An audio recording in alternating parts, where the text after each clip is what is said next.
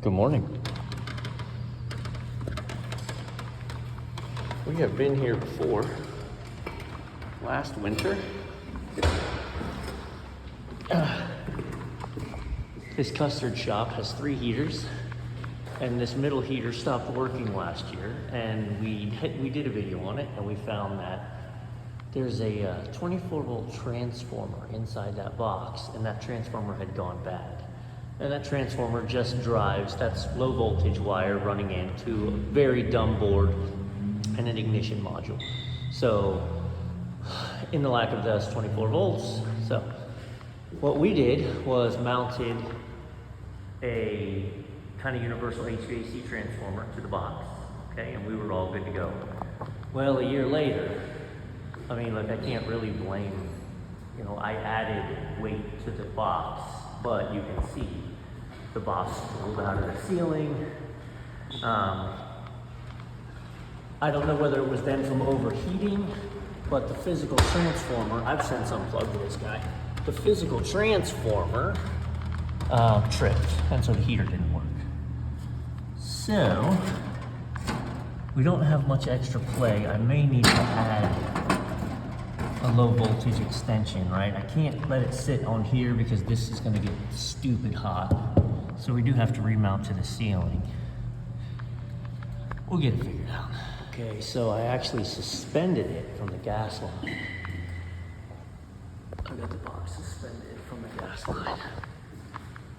Everything's so hot up there. Like, it's not surprising that you have issues because, again, you have these 3 things just putting out horrific heat. And yeah, some of it's coming down, but I mean, it's just stacking up around the edges of the building. So we've got these 2 Perlix dipping cabinets, and they've both been on for the same amount of time. And this one's nice and cold, and this one's not cold at all. But don't mind that. This is what I'm actually going to show you. Look, I'm not the smartest guy, but I just wanted to see what was going on with this, and it's all oil. I understand how it's hanging. I guess this was just filled with oil, but not good. I know what's wrong with it. Ain't got no gas in it.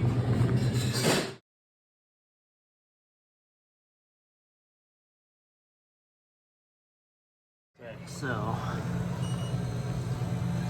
just weighed in the proper charge, and you can see she's running a vacuum. So this thing's done for. Cap tube's clogged, or the dryer's clogged.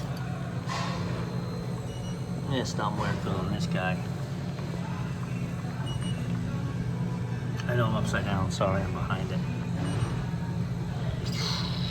And this is still set for 507, but that's irrelevant.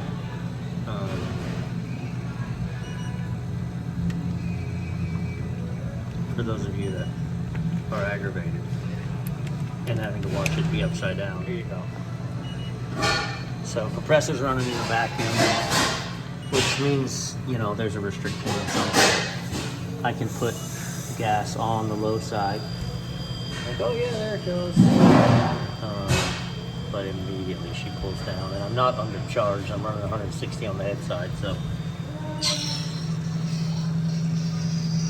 And I'm not getting into it with this guy. Like, I'm not. Look, what are you gonna do? How do you get into any of this? Nope. That's what they get for buying these things, man. It's terrible. So while I'm at this location, and this is a good one, to be honest, as far as the space goes. I mean, I've got even. I am a medium to large person in width, but even a double XL could work here, man, no problem. Same nonsense, but you've got the condensers over here. Look, we're dangerously close. Dangerously close to these guys, just sliding it back and choking out the compressor, condensing coil. They do a good job. The operations manager here maintains very well. I'm guessing that's why this is here, right? That he has done all that. So this was running earlier. I was checking sight glasses while I'm here. This is a say out of area. They it's a little further than I want to run on the fly. So while we're here, we're doing all the things. And this unit just fired up. I'm gonna let it run for a little bit, then I'm gonna pull this panel off, take a look at some electrical.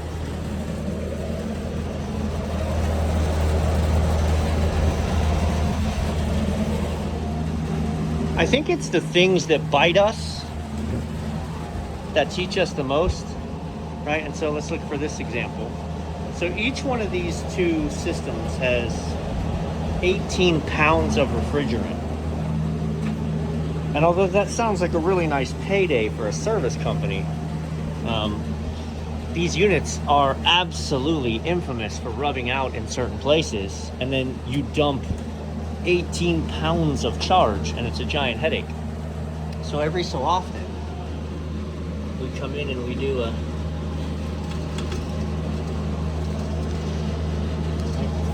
that's secured there. Looks like it slips down. And you look right there, you got some rubbing. Yeah. So again, it hasn't rubbed through or anything, but it's working on it. It's working on it. We want to make sure none of these lines are in constant contact with any issues, and then yeah,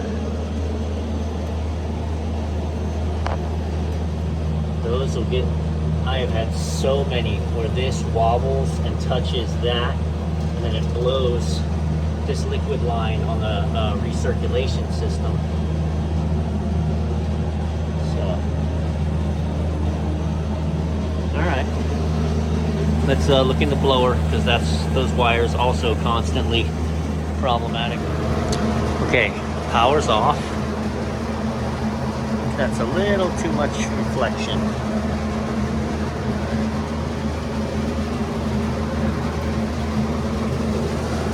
This is good. This is where, oh yeah, no, that'll do it. That'll show. These wires rest on there, and eventually create a rub out, and that pops.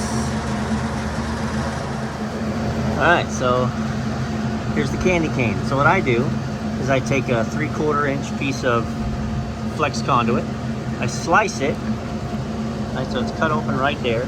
I put it on back here, and then I spin it to tape it up, and then I pull it over to this location right up against that zip tie. Right?